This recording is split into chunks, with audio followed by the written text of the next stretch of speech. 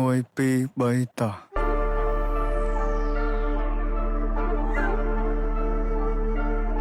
អញអត់ដឹងនិយាយមួយពួកឯងមិនពួកឯងឈួតអស់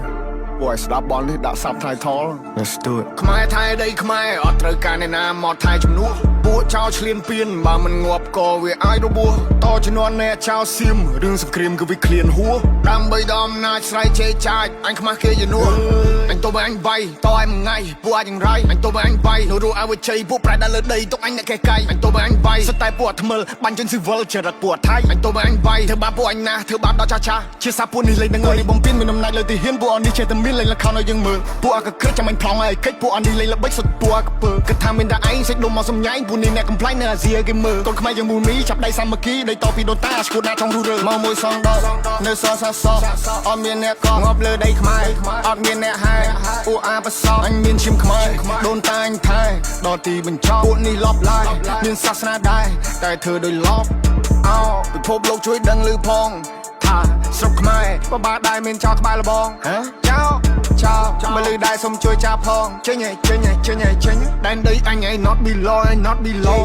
ខ្មែរថៃដីខ្មែរអត់ត្រូវការអ្នកណាមកថៃជំនួសពួកចោលឆ្លៀនពៀនបើមិនងាប់ក៏វាអាចរបួសតជំនាន់អ្នកចោលសៀមរឿងសង្គ្រាមគឺវាឃ្លានហួរដើម្បីដល់អំណាចស្រ័យជេរចាចអញខ្មាស់គេយនួរអញទៅបើអញបៃតឯមួយថ្ងៃពួកអាចយ៉ាងไรអញទៅបើអញបៃនៅរੂអវជ័យពួកប្រែដល់លើដីទុកអញអ្នកកែកៃអញទៅបើអញបៃសតែពួកថ្មិលបាញ់ជនស៊ីវិលចរិតពួកថៃអញទៅបើអញបៃធ្វើបាបពួកអញណាធ្វើបាបដល់ចាចាជាសាពួកនេះលេងនឹងអីនេះហើយប្រទេសបនមានថាយើងមួយចំហៀងសុទ្ធតែអ្នកក្រនេះហើយប្រទេសបនមានមើលឃើញប្រាសាទគិតថាជាថ្មនេះហើយប្រទេសបនមានពេលយើងជួយសេដ្ឋកិច្ចគិតថាយើងពលករនេះហើយប្រទេសបនមានពួកអាសៀមឆ្លៀនពៀននឹងលើដៃក្រយកមិនបានបននឹងវាកំតិចដេរឆានបននឹងអត់ respect ឲ្យភាសាប្រទេសនឹងលេខបដាសាដូនតាមានចាចំបីពួកចៃពួកថៃពួកចោលបដោកឡាពួកនេះសុទ្ធតែពុំហេតុហាត់ចង់បានភាសាឡើងចង់សាយភាសាដឹកសពទៅវិញឬក៏ធ្វើជានៃថ្មបំផ្លាញចង់បានប្រមាណទៅវាគ្រប់គ្មានគុណធម៌ច្បាប់នៅលើលោកលេងគោរពអញចង់ទៅកាត់សាញបើទៅឲ្យឃ្លីមកទំនប់ You play with my people you die in the battle ឲ្យទ្រង់ឲ្យចំហអោបើខ្លាំងឲ្យចូលមកអ្នកទុបពេលនេះពួកយើងសាមគ្គី